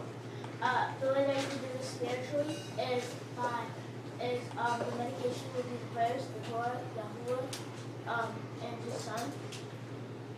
Believing in Yahuwah, other people and other people praying for you for your disease, which is evil, the wickedness, doctrine, all the idols trying to infect you, and they're starting to infect you.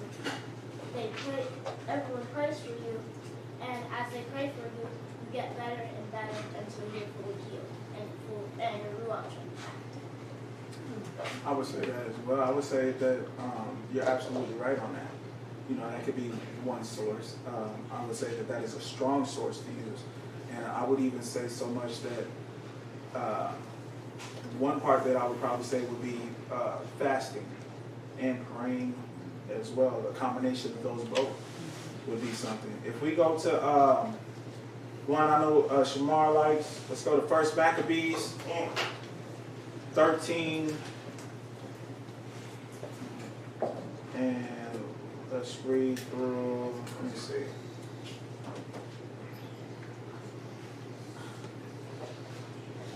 Let's see, I want to say,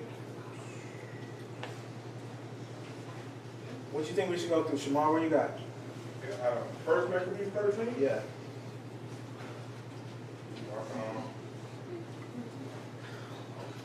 First Maccabees? First Maccabees 13? First Maccabees 13, bro. First Maccabees 13.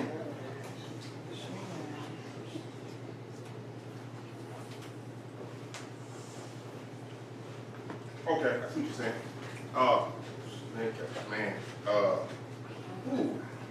have to sum that one up. You know what I'm saying? Because I was gonna start at 24 and go down.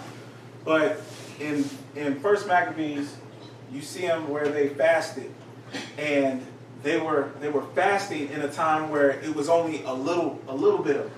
So I would say the people that they were going to fight with was a little bit over 400, and it was only a little bit of them. And they were like, how can we even fight them? How can we even go against them? And we've been fasting. And it was said, hey, we don't get our strength from, Judah says, we don't get our strength from us. We get it from the heavens. That's where we get it from. And he's going to fight for us. And when he went to go fight, they ended up demolishing them. And the stories got told all about the battles of Yehuda. Because in that time, we see it in times before where they fasted before and prayed, and Yehuda has fought and won our battles. In those times where it seemed like the odds was against us. We couldn't win. We've even seen that in where before, where we had prayed and fasted for a child being born. Correct? And when all odds was against that child, oh, they got to get immunization, right? Or vaccinations, right? And we prayed against that. And Yahuwah was victorious. Yep. Faithful. All praise to the Most High. Yeah. All faithful. Go ahead. I got two. Big one. The first one, scripture says that the herb is given for the healing of the second one is obedience is better than sacrifice. Yes. Obedience brings ease. Disobedience brings dis-ease. I was going to say, What you got? Also, if you obey, you can live a long, good life. But if you lie, let's say you lie your whole life, then your life could just flop. Everyone could hate you, and your family could have died, your mom could have died, and even if you do that for 3 years, you can still repent. True. As long as you're alive, you can still repent. All right. But if you don't repent in a matter of time when you're alive, you'll regret it when you end up somewhere else. That's it. That's literally what I was going to say. I was going to talk That's about what you were talking about. I was going to talk about repenting, basically. Go ahead. Bless Yahuwah, O my soul, and all that is within me. Bless his holy name. Bless Yahuwah, O my soul, and forget not all his benefits, who forgives all your iniquities, who heals all your diseases, who redeems your life from destruction, who crowns you with loving kindness and tender mercies, who satisfies your mouth with good things, so that your youth is renewed like the eagle. Tehilliym 103:1-5. There we go. All right, so I need somebody to grab Acts 14:8. We're going to talk about exactly what Samar just read. So nobody gonna get him for saying Acts, huh? Y'all gonna get me for saying Acts? That's how they do. Got to. 8, you said? I got it. 14:8. 14 and 8? Yes, ma'am. Okay. So it says, and there sat a certain man at Lystra, impotent in his feet. So that means he couldn't even walk. He was kind of a guy that would need a wheelchair, crippled. right? Mm-hmm. Yeah. Go ahead. Being a cripple from his mother's womb. So it wasn't something that he sinned. Mm-hmm. This wasn't something that was a disease that came upon him from a self-inflicting wound. He came out like this as a baby. Go ahead. From his mother's womb, who never had walked. And go down to 9. Okay. Just 9. Okay. Uh-huh. The same heard Paul spoke, who steadfastly beholding him and perceiving that he had faith to be healed. All right. Go down to 10. Okay. Said with a loud voice, stand upright on your feet, and he leaped and walked. Okay, so what made him start walking? Faith. It's faith. It's faith. So in this walk, fasting, prayer, but most of all is your faith. Yep. So when we have a situation like Shamar had brought out a brother who family is going through some situations. Wife is pregnant, she's going through some situations. But one of the things that he did for him, you said that you had got him a scripts, told him to get in the scripts, right? The thing that I would have asked him before is, do you have faith? Do you believe? Because I can give you this script all day, but if you don't have faith, faith without works is dead. So it ain't gonna do nothing. It's gonna fall on deaf ears. But saved by grace through, you ain't gonna experience no salvation at all, at all. And then even with this, they were fasting and praying, and the elders, as you read down below, you'll see that. So somebody give me Mark 9, 14, 29 through 29, 14 through 29, and I need Mark 5, 36 through 43. We're gonna talk about this faith, this belief.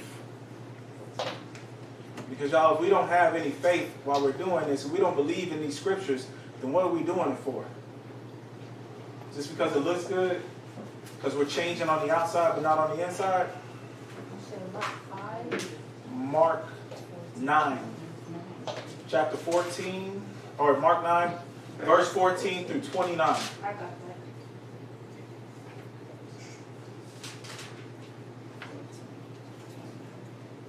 I'll do 5:36. All right, 5 through 36. Man, give it to him. Let him get it. Let Texas get it. Yes. Why you look around like me? Like you didn't get it. Yeah. Which one? 14 through 29. Yeah.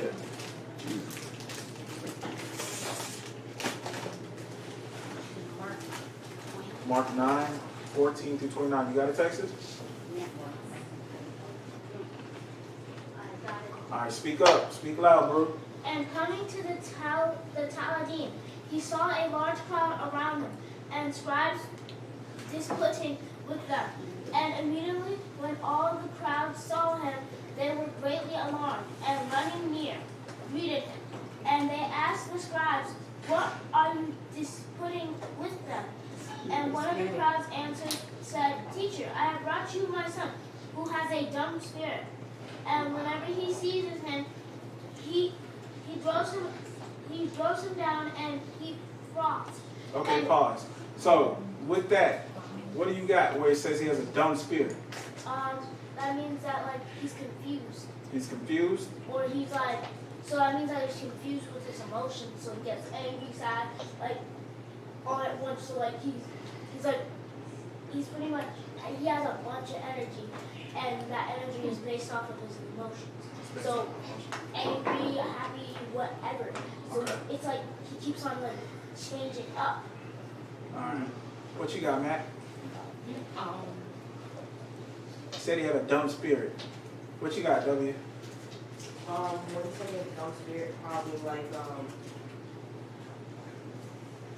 there was like a spirit controlling him. A spirit Like controlling a spirit in him. Right. Dumb spirit. Facts. Come here. Yeah.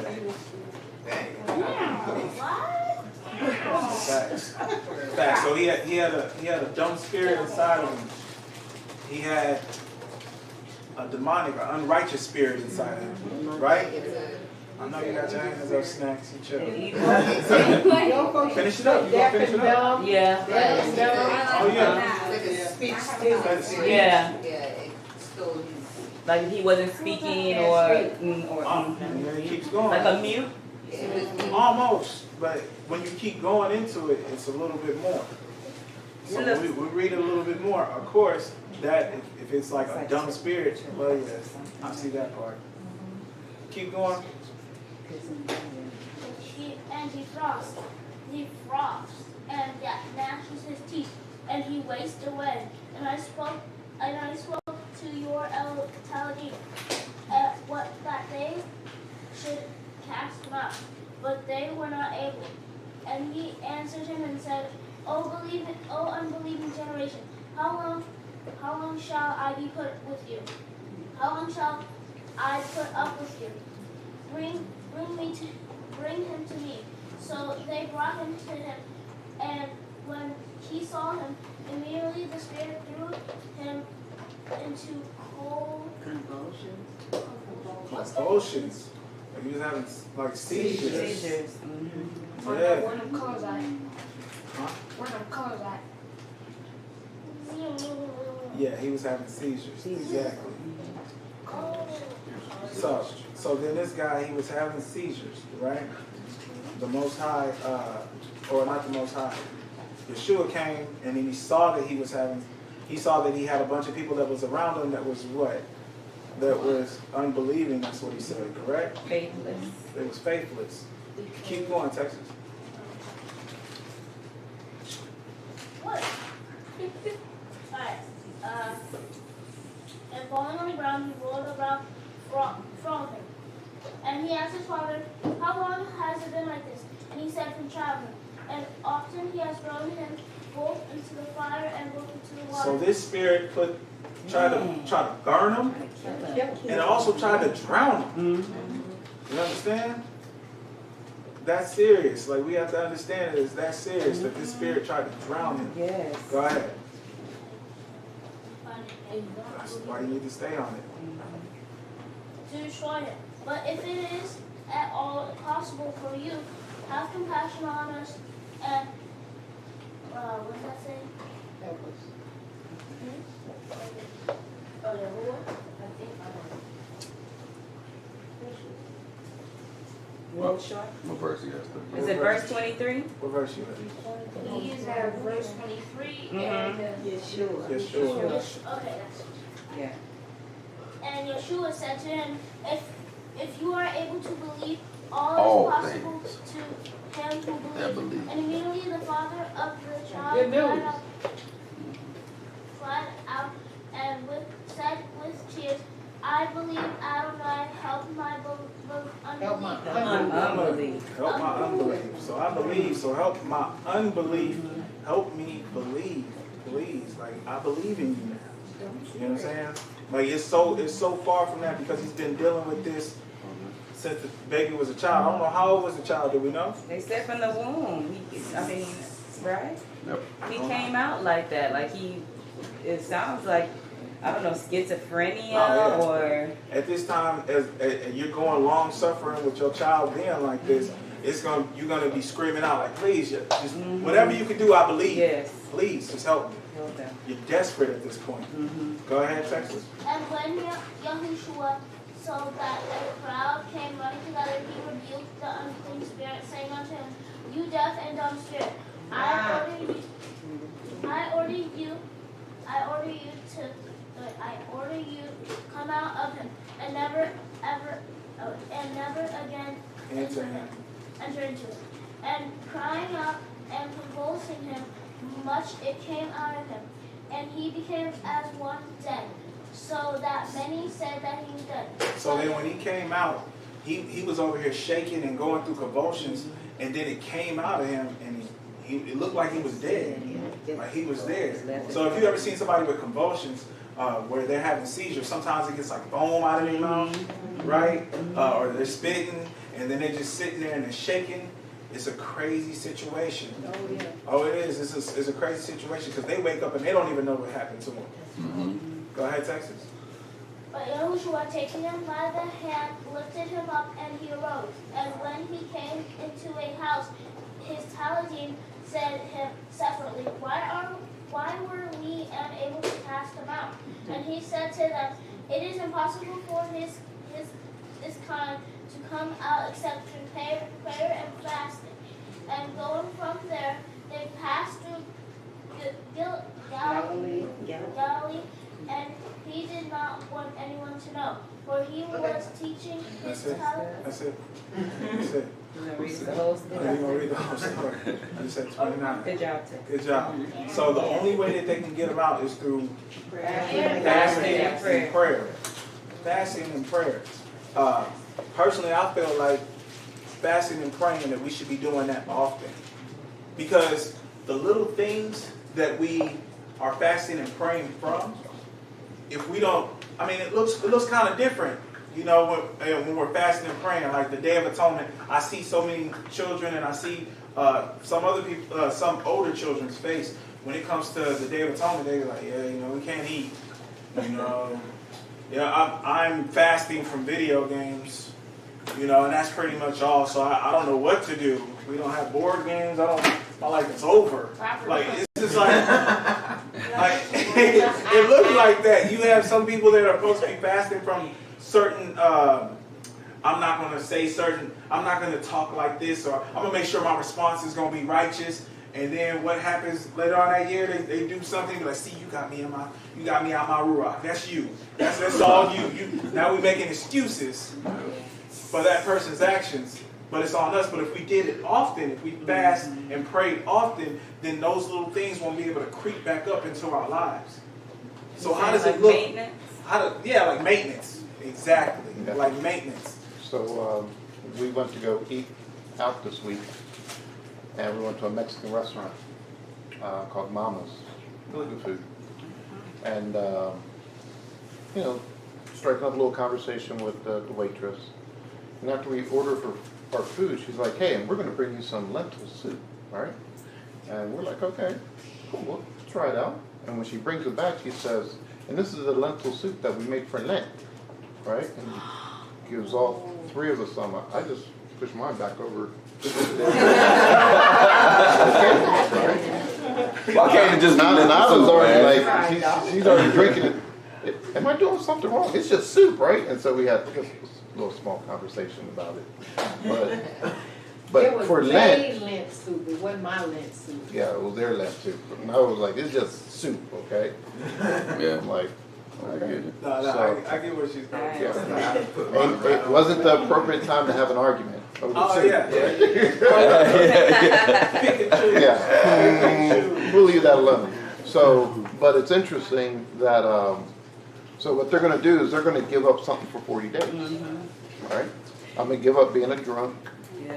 I'm going to give up whatever. Whatever. But after that 40 days, I'm going right back to it. Yep. So here's something to consider. So we got the Feast of Unleavened Bread coming up. And during that Feast of Unleavened Bread, we are on the straight and the narrow. But after the Feast of the Unleavened Bread is up, we want to go right back to these things that we gave up during that week.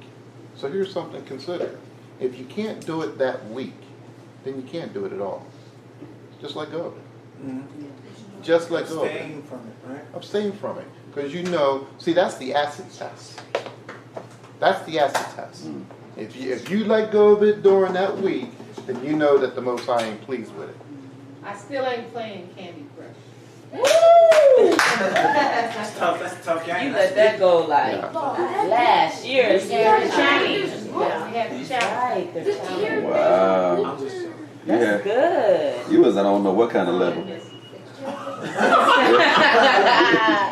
Anyway, good job.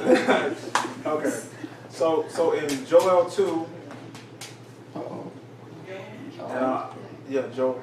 Didn't you say Mark? Yeah, I'm sorry. We can go Mark 5:36 through 43. I mean, because that right there with the fasting and prayer, but we can back that up with the same thing. Yeah, Mark 5:36 through 43. Who got it? Go ahead. No. As soon as Yeshua heard the word that was spoken, he said unto the rulers of the synagogue. I can't hear you. Come on, speak up, bro. Use your head voice. As soon as Yeshua heard the word that was spoken, he said unto the ruler of the synagogue, be not afraid, only believe. And he suffered no man to follow him, save Peter and James and John and the brother of James. And he cometh to the house of the ruler of the synagogue and seeth the tumult and them that wept and wailed greatly. And when he was come in, he saith unto them, why make ye this idle and weep? and the damsel is not dead, but sleepeth. And they laughed him to scorn. But when he had put them all out, he taketh the father and the mother of the damsel, and them that were with them, and entereth in where the damsel was lying. And he took the damsel by the hand and said unto her, Talitha cumi, which is being interpreted, Damsel, I say unto you, thee arise. And straightway the damsel arose and walked, for she was of the age of 12 years. And they were astonished with a great astonishment. And he charged them and straightly that no man should know it, and commanded that something should be given her to eat. Huh. So she woke up hungry. But the main thing that I saw was he put everybody out there was unbelieving. Yeah, get out of here. I don't need that energy around me. I don't need you to come around me with this I guess your stench heart, your stinking heart. I don't need that on me. Because even with that, I would even say that could he hear what they were saying, just like he heard at the well with the woman, and he knew that she didn't have that one husband, she didn't have a husband at all. So could he hear what they were thinking, and that was clouding his thoughts? Like, I don't need all this. Nah, y'all get out of here so I can be able to perform. Because I don't need you unbelievers coming in and messing up what I'm doing right here for her. The word says how can two walk together unless they agree. Oh, yes. Hallelujah. All right, so then there's times when we've got to pause and reflect. I would even say we're in Sirach. It talks about a lot to where you have to have patience. 1 Corinthians 13:4 talks about love is patient. So if you love yourself or you love them, then you have to be patient with them, right? Enduring, long suffering, right? There it is. Right? So then if you have that, and if you have a family or a friend that's bothering you, and in this time when we have to, I have like my mother or my sister, my sisters, they do things to us, and you want to have that relationship with them, but it's so hard trying to have a relationship with them because y'all can go back and forth. When I first came to knowing this knowledge, I had so much zeal.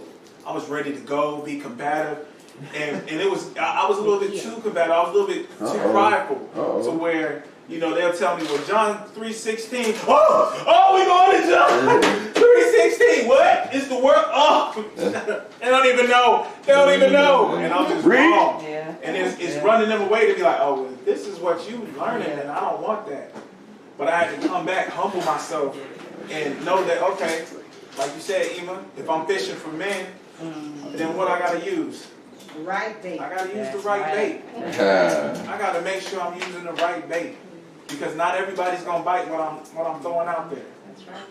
You gotta be a fisher of men, right? Yeah.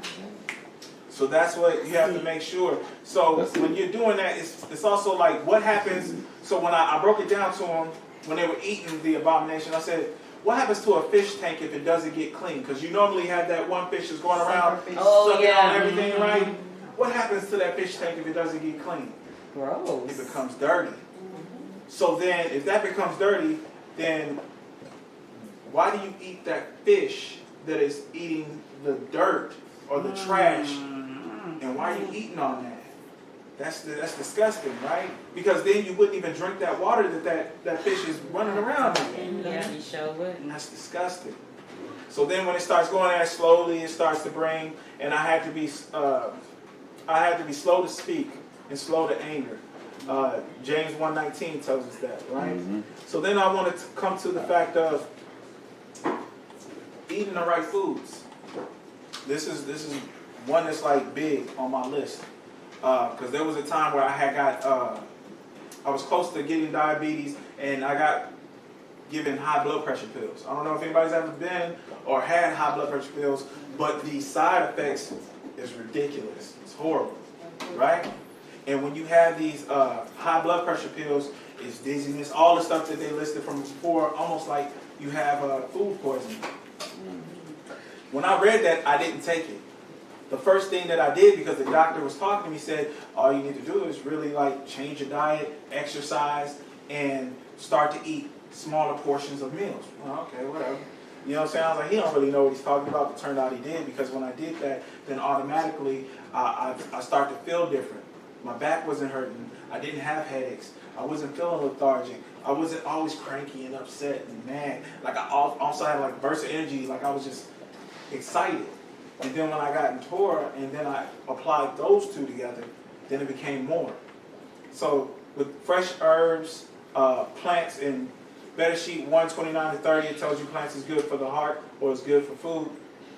That's good for your heart, because when you eat these certain foods now, red wine, when you drink red wine, that is good for your heart. Olive oil is a healthy fat. We also know oily fish. I got all this from like medicalnews.com today. And basically, I'm serious. It was like salmon, mackerel, I love salmon. Blue or yellow tuna, herring, sardines. These are all clean foods. All of those fish that are clean for you, right? Dark chocolate. Let me see, berries. I love berries. You know what I'm saying? We have strawberries, grapes in there. Good for brain. Those are brain foods. That's good to be able to get you right. Antioxidants to improve the communication between your brain cells, reducing inflammation through your body. Also helping you to get new connections, so it helps you to learn more. So you're learning more off of the food that you're eating. You're creating better brain cells for yourself. Also relaying or delaying the age-related neurodegenerative diseases. You got it right. Yeah, I know I did. I was like, I made sure. Right. Yeah, with the cognitive decline, right? So you got broccoli, kale, tea, coffee, which is all in Shamar's house. Walnuts. There's certain foods that give you dreams. It's called tryptophan. Tryptophan. Y'all, has anybody ever heard of that? The spaghetti dreams? Yeah, turkey, chicken, cheese. How much food do we have that we just like bombard with cheese? Man, I used to love cheese. Yeah. Like crazy. Cheese, everything. Cheese. Extra cheese, please. Cheese me. Right? Please cheese me. Yeah. Stadium cheese. But with all of that, it gives you, did you know when you have this, it gives you vivid, wild dreams? Like you have crazy dreams off of this. Because what it does now, when you're eating all these foods and the enzymes and the proteins and the nutrients break down, it goes into your bloodstreams. What goes into your hearts, what goes to your brain, right? When it goes to your brain, this is why we have brain food, and when you have unhealthy food, it's almost like putting juice in a gas tank. Your body is a car, right? Your body is this vehicle that we're using, and you want to make sure that car runs nice. That's right. You know what I'm saying? So when you put all of this crazy stuff in your body, it messes you up, especially with these weaponized foods. That's right. Somebody needs to look up ICD-93978. ICD-9E978. Look this up. E9. Echo 978. ICD. And one of the things is what we were saying, where we said challenge yourself. Abstain from the negative MSG-filled foods. Now, when you look this up, they actually are legally binded to be able to kill us. Beheadings. Beheadings. In America. You understand? What? Legal beheading. Legal beheadings. Yeah. So they're able to do this stuff. Oh, yeah. We got some guillotines waiting. 13 steps is coming. Oh, it's coming. So this is one thing where people don't even know about this stuff. Oh my God! No, I can't sing it. They help you out. All right. But one thing that you need to do is, as far as a healthy diet, is surround yourself with good counselors. Proverbs 11:14 will tell you, where there is guidance, where there is no guidance, a people fall. Yes. But in an abundance of counselors, there is safety. Yes, hallelujah. Multitude of wise counselors. I just want to put something out, because when he said ICD-9, I knew what he was talking about, billable codes, billable medical codes. Right. So I went to look up like, hold on, ICD-9, what are you talking about? So basically, it's saying that if you kill somebody, if you're sentenced to death in this form, then they could actually bill your insurance. Come on. This is too much. This is what an ICD-9 code is. It's a code for billing. Yeah, medical coders look at very. Oh my God. To be okay. Man, that's me. What you tell me? Tell me this today. I'm going to go for the show. ICD 9.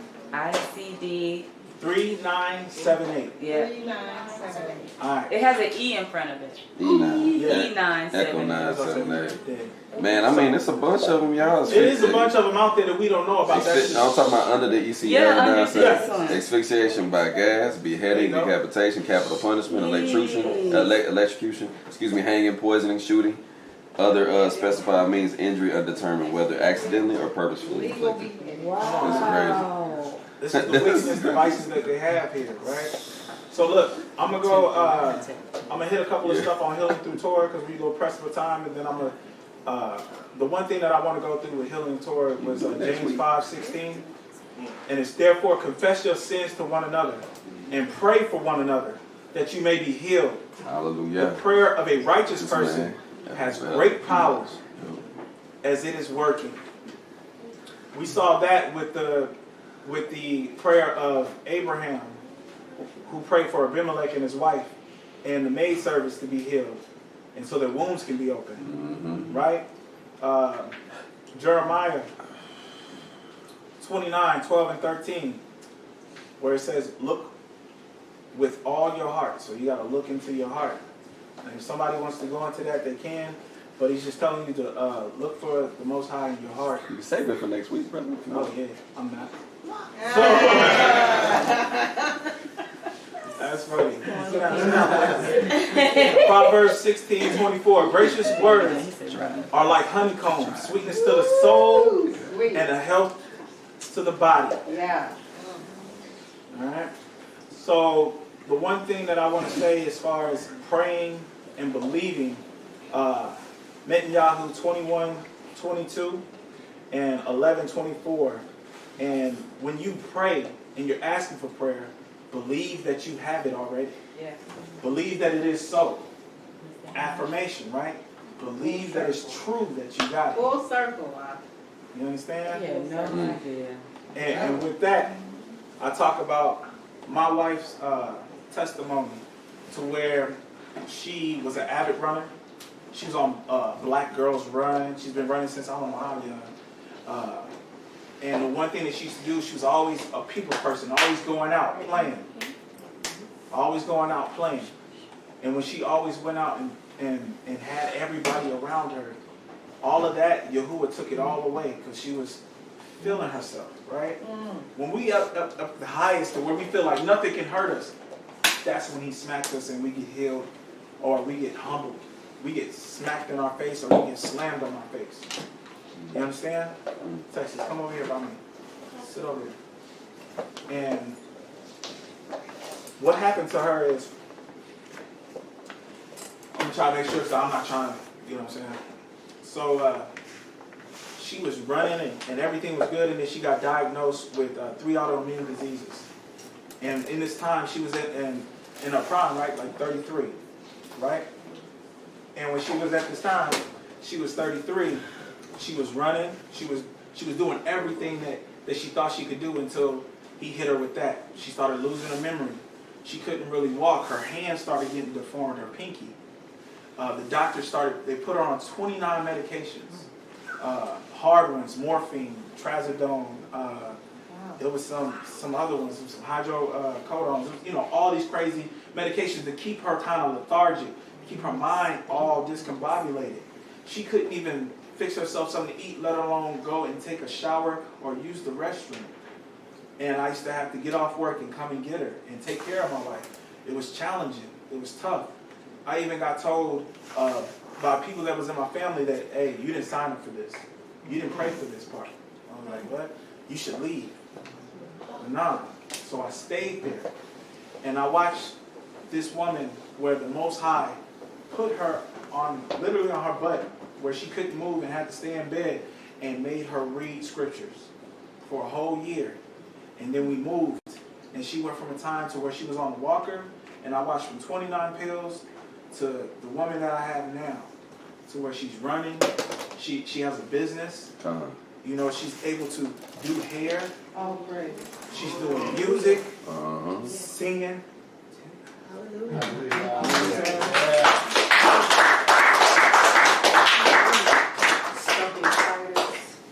All of that.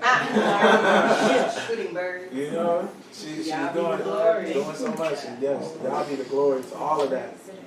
So to have affirmation, to say that it's true, to say, yeah, this is not what's going to happen. This is not for me. Can somebody read Revelations 2:17, and then I got one more script and we out. Revelations 2:17. And Yirmiyahu, I need you to get the last one, Ezekiel 33, and go to 31 through 33. He that has an ear, let him hear what the Ruach says unto the called out assemblies. To him that overcomes, will I give to eat the hidden manna, and will give him a white stone, and in the stone a new name written, which no man knows, saving he that receives it. So we're going to get a new name. Hallelujah. We're going to get a new name. So I know some people go around and be like, oh, that's why I don't give myself a name, because I'm going to get a new name. Whatever. You know, that's you. But I'm just saying, it's like useless debates, right? So it's like, but when we understand this, he that hath ears, let him hear. Now I need you to rock this out. Go ahead and speak up, bro. Ezekiel 33, Speak up, son. Yup. Got it. And they came unto thee as the people cometh, and they sit before thee as my people. No. 33, 31 through 33. 33, 31. Okay, my bad. Yeah, that's what I'm reading. Ezekiel 33, 31 through 33, right? Okay. Yeah. I mean, mine's different. My bad. Go ahead. Okay. You want me to read it out of my Hallelujah scriptures? Where are you reading from? King James. King James is good. Press on.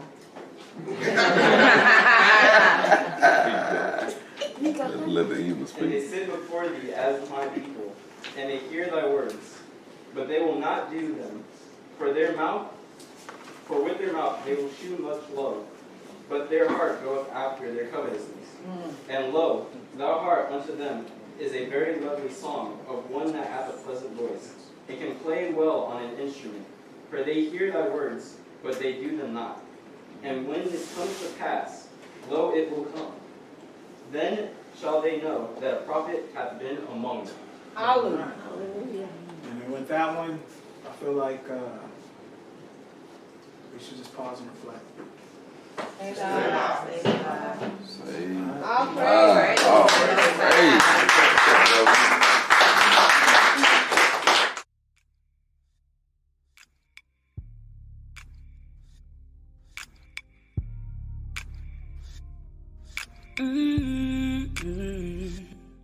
Are you worthy of? Do you deserve?